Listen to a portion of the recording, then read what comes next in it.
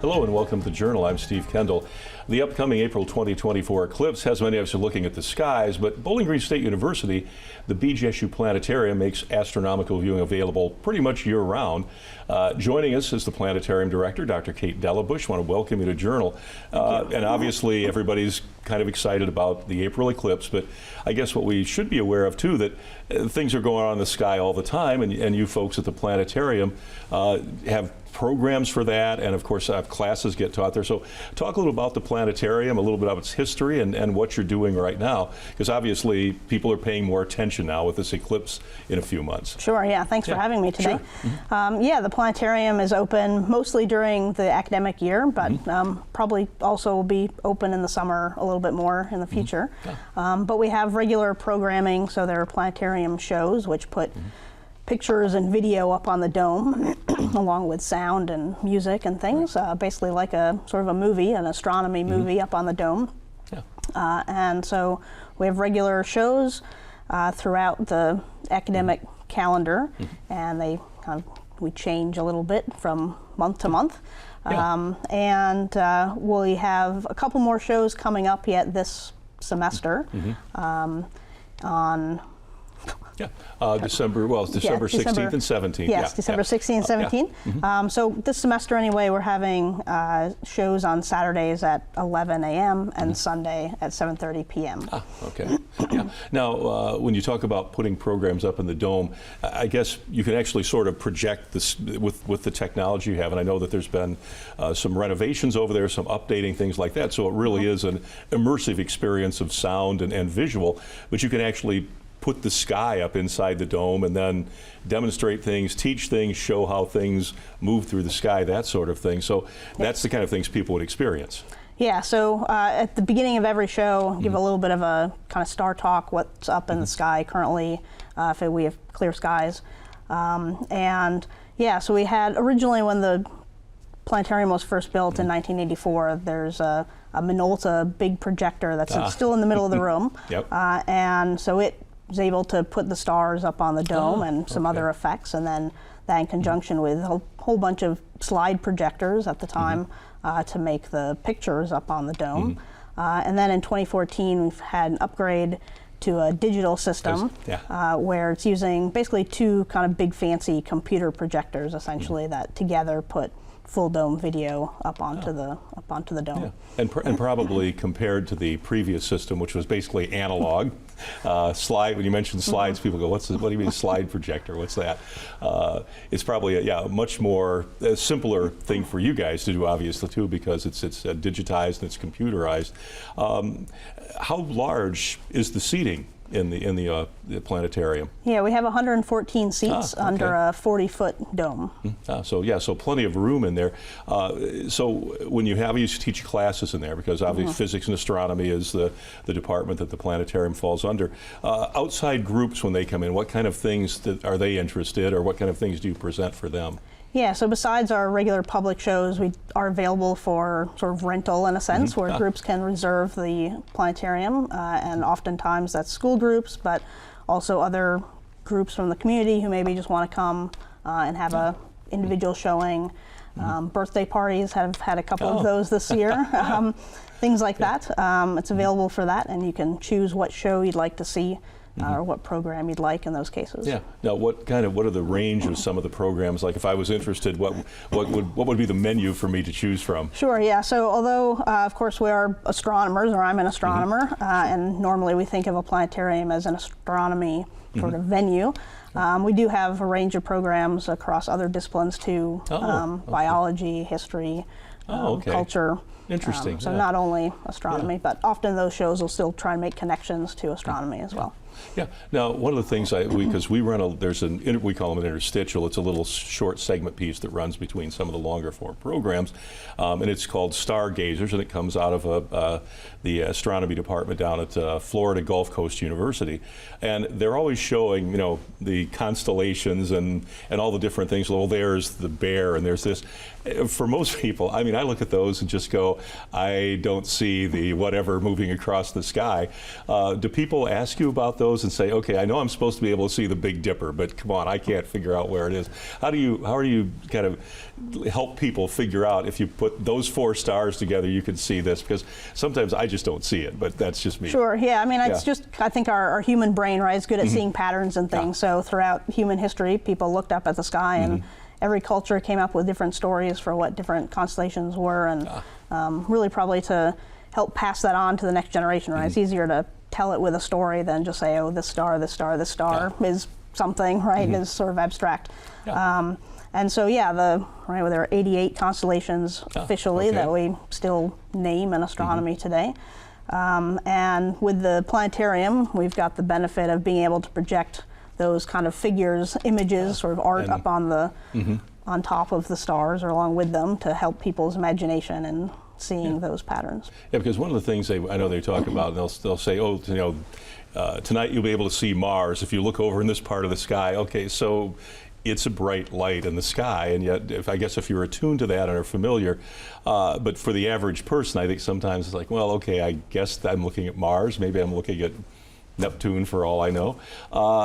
When you talk about those constellations, are there some that are more important to us in terms of culture or more important to us from an astronomical perspective, as opposed to, you mentioned 88 of them, are there some that are more impactful than others?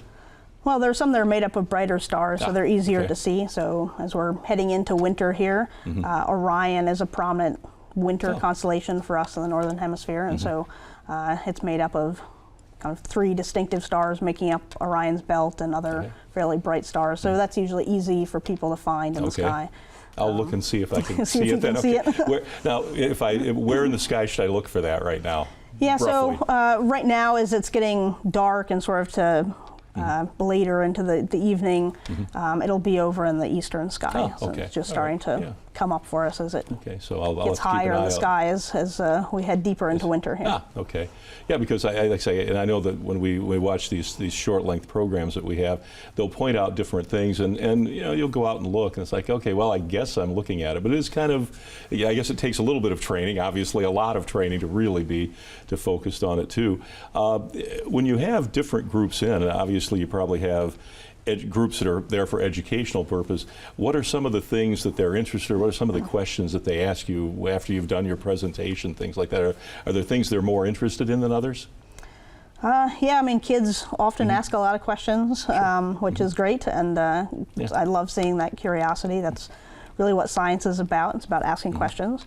And yeah, so things usually about the show, something maybe that caught their attention in the program that they're curious about. Yeah, well, and I guess, we come back, I guess the important thing here too is that, as you just mentioned, this is science, and I guess the trick is, and the skill that you folks have is to get people to actually admire science, think it's entertaining and educational, because it's one of those things that we look at something, we go, oh, science, I don't really want to get involved in that, but this is a way to kind of pull them into that and say, yeah, this is why you need to know these things, and this is science. So when we come back, we'll talk a little more with Dr. Kate Dellenbusch, Director of the BGSU Planetarium, here on The Journal.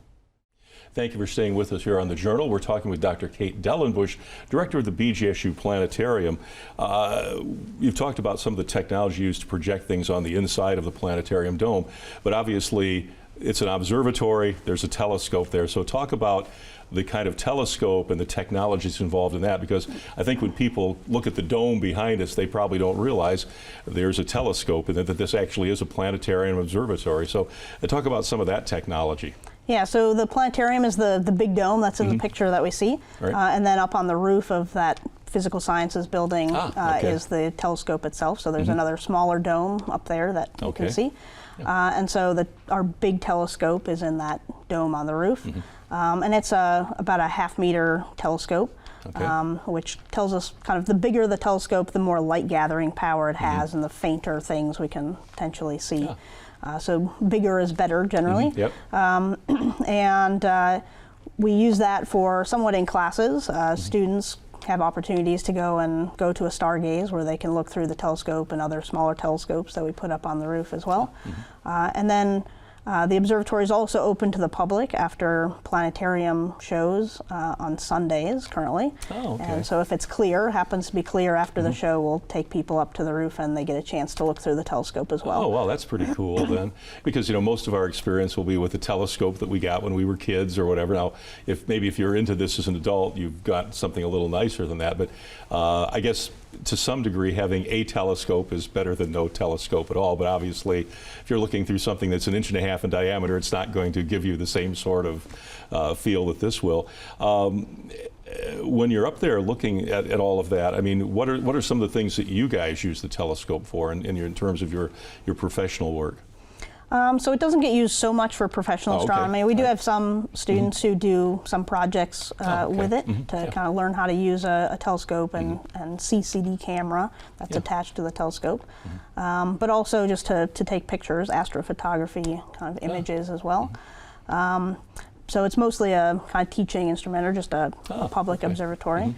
And it's great for looking at planets. That's usually a target that will show if there's a planet up in the evening. That's one of the things that we like to show the public, getting to see Jupiter's moons or Saturn's rings, things like that. Okay, now when you look through that and you're looking at the things you just described, how will they present themselves? Will we see light, or will we actually see an image that looks like something just other than a pin of light? Yeah, you'll see an image of the object, the actual object created by the telescope. So one of the kind of really cool things about astronomy is if you look up at the sky or you look through a telescope, the light that was once on that object is the actual photon that's entering your eye. And so we're getting a little bit of light that's come directly from that source or reflected off that source. Yeah. Now, what planet would you be looking for if there is one right now that's visible? What right now would be the one you'd be looking at? So we've had Saturn and Jupiter up in the sky in the evening lately. Saturn's is kind of set by the time it's much past sunset these days, but Jupiter is still prominently in the south currently. Now, when you're talking about the light that obviously we're seeing, how old is that light by the time it gets here? Because obviously it's not real time. It's traveling how far from Jupiter to get here, for instance? Yeah, so it depends what we're looking at, right? So things in the solar system, it's not terribly long that the light's been traveling. So from the sun to the Earth, for example, is 8 minutes. So it'll be longer to the other planets farther away from the sun than we are. But other more distant objects, right, it can be thousands or even millions of years if we're looking at other galaxies. Yeah, and one of the things we talk about that is, I think sometimes we see movies and they give us sort of a representation of what goes on, but they, like a lot of things, make it seem a lot simpler than it really is and a lot more instant than that. Do you ever have people talk to you about, well, I was watching, The Martian, and could this really happen this way? Could they see that? Could they do that sort of thing? I mean, how much of that, I know that some movies are better at than others, but just sometimes as a professional astronomer, you go, really? Wow, you put that in that movie, that you're misleading people so badly, or, oh, they got that right, that kind of thing. Do you feel like that sometimes when you watch a science fiction movie or something that proves to be, an actual representation of space travel and astronomy? Sure, yeah. I mean, oftentimes movies, of course, do take artistic license, so it's more exciting or whatever than it maybe really would be. A good example is in almost every science fiction program, they're flying through an asteroid belt or something like that, right? Having to dodge the rocks.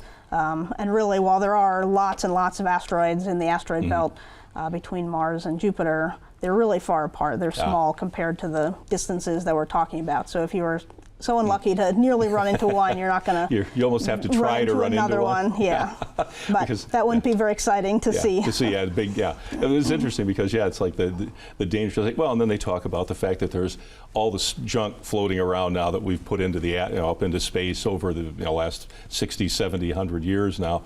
And they talk about all the things that are floating around. Is there really that much of a danger of collision even with that or not? Yeah, I mean, humans have put a lot of things up into orbit, and so it is a concern for astronauts that are up there for the space station. And because things are moving so quickly, even really tiny fragments from a satellite or something. And about how fast damage. are we talking? going to put me on the spot. Well, I'm just, well, roughly speaking, yeah. It depends, I'm sure. Yeah, on, it depends, but yeah. many tens of thousands of miles per hour. Yeah, and so what you were going to say is, even if it's really small at that speed, it's going to really hurt if it hits you. Yeah. It's going to do some damage, yeah. Yeah, absolutely. Now, when we have situations, we haven't had one recently, where things fall out of orbit, and I know I'm asking you stuff that, we didn't really, is there the same thing there? Is there a real fear that it's going to land someplace, given that by the time it comes through the atmosphere, it's usually probably in pretty small parts, or it's burned completely up? I mean, how big a threat is that to us when something comes out of orbit like that? Yeah, generally it wouldn't be. Most things are going to burn up in the atmosphere. Something as big as the space station, although even that, most of it's solar panels that are going to would burn up dissolve in the atmosphere before they get here. So in terms of our things that we put up into orbit, it's not really too much of a danger generally. Okay. There are other meteorites, for example, things from little bits of debris left over from the formation of the solar system, many of which do cross Earth's orbit, and others that maybe we haven't discovered yet, that are probably a bigger danger from that perspective. Than the things that we've, Now, recently too, there was, I know they were promoting the fact, I was watching the news and they were saying, there was like a 4 or 5 day period you could see the Starlink belt of satellites. And I know that friends, we all went out and looked and we couldn't find them, but they were saying, it's very easy, they're right there. I mean, how close are those satellites to us vis-a-vis some of the other elements or some of the other objects you've talked about? Yeah, so most of the satellites that humans have put up into orbit are actually pretty close to the surface of the Earth. If we were to, this is one of the things I like to show in the planetarium to school groups actually, is compared to the size of the Earth itself, they're 500 kilometers or so above the surface for many of them. So not very high compared to the size of the Earth itself, but there are satellites that are much further out than that as well. And again, those are visible for most of us, just points of light. You can actually see. Yeah, pretty much any night that you go and look up at the sky, if you watch for a little while, you'll see satellites as a point that's just moving across the sky. We may not think that they're satellites. We think that, it's something else flying by, but okay. Yeah, well, we come back, we'll talk a little bit more about things that are up above us and that sort of thing, because it's interesting for lay people to, be able to talk about this. So back in just a moment with Dr. Kate Dellenbusch, Director of the BGSU Planetarium, here on The Journal. Thank you for staying with us on The Journal. Our guest is Dr. Kate Dellenbusch, Director of the BGSU Planetarium. And we've talked about a lot of things about the planetarium, things you've been doing, things you've done, but you're going to celebrate a pretty important anniversary. And among the things you're talking about are going to be a lot of the programs you have outbound, and especially, obviously, with the eclipse. But talk about the anniversary you're about to celebrate. Yeah, so the planetarium opened in 1984, so we're coming up on the 40th anniversary in the spring. And so we're planning to have programming surrounding that a little bit with our schedule next semester, including showing some of the initial shows, the first shows that were ever shown when Dr. Dale Smith opened the planetarium to the public. And so the first program that he ever gave was one about the NASA programs called All Systems Go, which was appropriate for the opening of the planetarium. And so planning on showing that next semester, as well as a few others, kind of the first few programs that were ever given at the planetarium. And that was probably originally on like 16 millimeter tape or video or film or whatever. Now it's been digitized and probably enhanced as much as you can, because obviously sometimes the resolution of the film in those days wasn't the greatest in the world. Yeah, so there was a little bit of video associated with them, but also the slide images originally. Okay, sure. And so Dr. Smith digitized all of those programs that he had from over time. Wow. And so we're fortunate to still be able to play them still today. Yeah, because in a lot of cases, things like that sort of drift away, get discarded. Well, we'll never use those again. They're out of date, that sort of thing. So it's good to know that that he was on top of that enough to say, yeah, let's save all of that, because at some point it becomes great archival material to look back on. Obviously, those programs are going to look a little different than the ones you present now, because they were done in different technology and that sort of thing. When you went back to look through there, what were did anything surprise you? And you went back and said, oh wow, look at that. We did, that's really different, or didn't expect to see that kind of a thing? Yeah, I'm just taking over the directorship after Dale sadly passed away a few months ago. And so it's been interesting going back, and while I'd been to many shows over the years, I didn't know all of the details of the opening of the planetarium, kind of the early shows. So it's been fun to go back and watch those and try and pick out some to show next semester. Yeah, because it was, presentations were different back then, the whole arrangement of things, that sort of thing. What are some of the programs? Obviously, you're going to talk a little bit about the eclipse, but what are some of the other things you're thinking about or have already planned for 2024? Yeah, so it'll be a mix of these older programs, which actually have always, since been available. Even our upgrade in 2014, Dr. Smith had shown a kind of mix of things, both old and new. And so I'll continue that a bit, as well as some of the full dome video shows, including some that haven't been shown here before.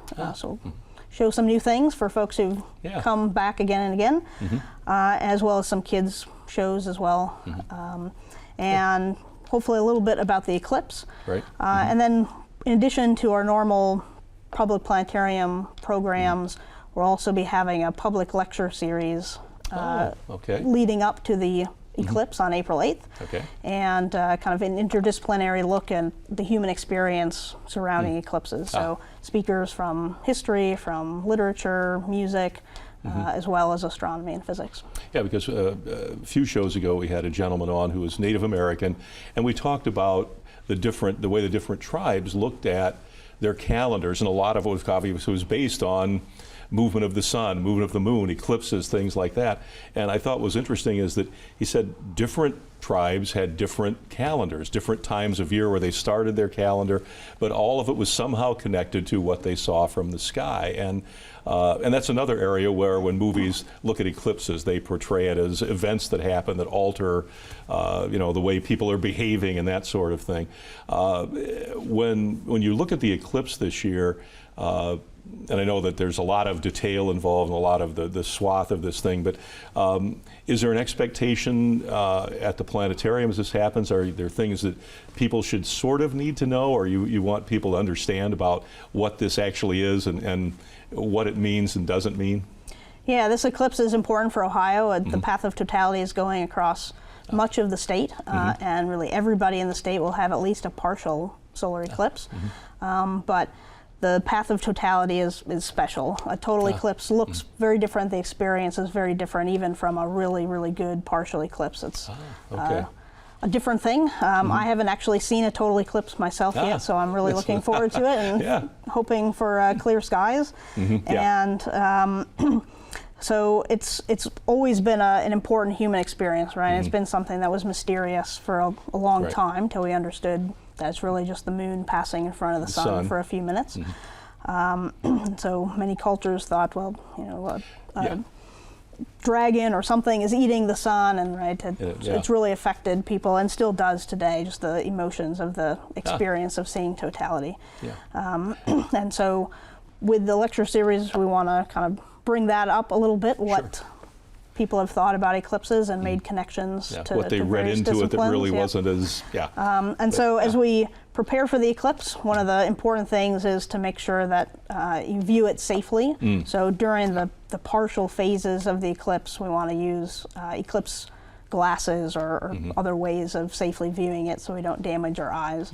But then during those few minutes, 3 minutes for us here in Bowling Green, of totality, we actually want to take our eclipse glasses off because at that point it's safe to view it. In fact, you won't be seeing very much if you don't take them off. Yeah, it'll be so dark. It's like having welder's glasses on. And then put them back on after totality ends. Well, and you mentioned the fact that we're going to see 3 minutes of total eclipse.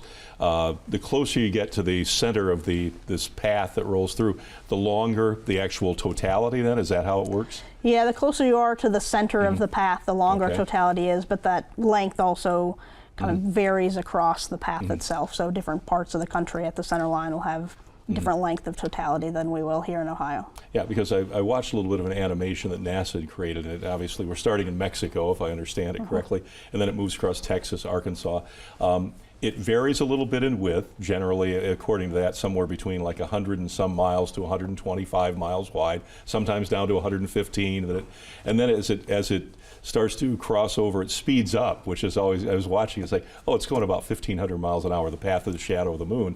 Well, by the time it clears into Canada and starts there, it's going like 3,500 miles an hour, which, but you watch that and go, oh my gosh, it's just incredible watching the animation, let alone what the real thing is going to be like. It's got to be something that, now, will this be something that almost be like for a lot of us, a once in a lifetime sort of thing? I mean, when's the next one that we might actually hear here in Northwest Ohio, actually see anything close to this? Right, yeah, so the next one in Bowling Green won't be until 2099, the next total eclipse. So there's a pretty good chance without we having, may not be here for that one. Exactly, maybe. Okay. yeah, so without traveling somewhere else in the world, this is our best chance to see one really in our lifetimes. Yeah, now has anybody reached out? Because I know one of the things that they're concerned about is the number of people that will try to get into this totality path, and obviously we're part of that.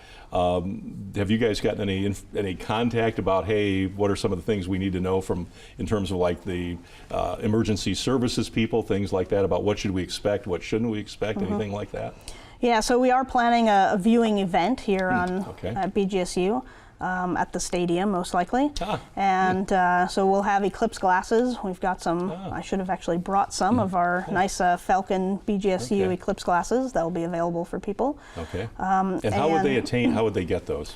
So if people come, we'll have they'll have a chance to get as they some. show up. Yep. Okay, all right. And in addition to kind of as that's going on, besides watching the eclipse, there'll be some other events, music and other exhibits and things that people can so participate in. Be a full multimedia experience then, as well as the real thing. Right. So the goal, speaking of the emergency management side of things, is we really want people to, if they come early and to stay late, so that we can spread out that flow of traffic to help with that, since no doubt there will be gridlock on the highways and things on that day as people are traveling. Well, thank you so much. Now we're at the end of our time.